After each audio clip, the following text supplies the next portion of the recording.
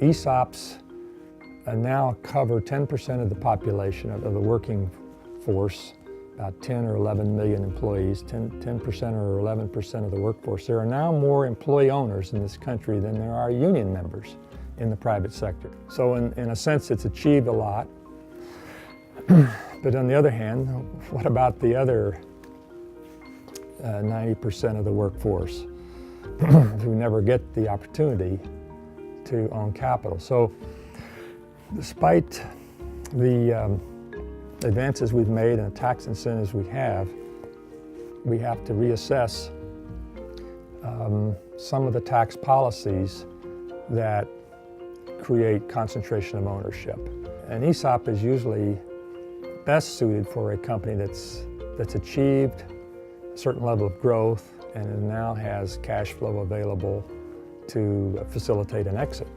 The beauty of the ESOP is that it has appeal to all sides of the political spectrum. The Republicans like the ESOP a lot because it's the essence of bringing of capitalism. It creates it results in tax savings for growing companies. It creates liquidity for shareholders. It creates a culture of capitalism and of stock ownership. Democrats love it because it broadens ownership of capital and creates purchasing power by the workers. So it has broad political appeal, and I think that's good that it's not something that's been the primary sponsor. It hasn't been, neither side has been the primary sponsor or proponent of this. It's across party lines.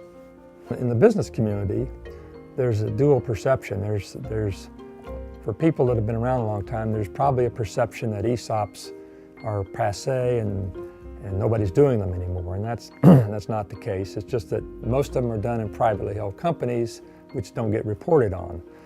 But by and large, colleges and universities don't have courses in business organizations. They have courses in sociology and worker culture and HR issues, but they don't have courses in structures of ownership or structures of operating and managing companies. That's what's innovative about what the Beyster Foundation is doing, and the ESOP Foundation is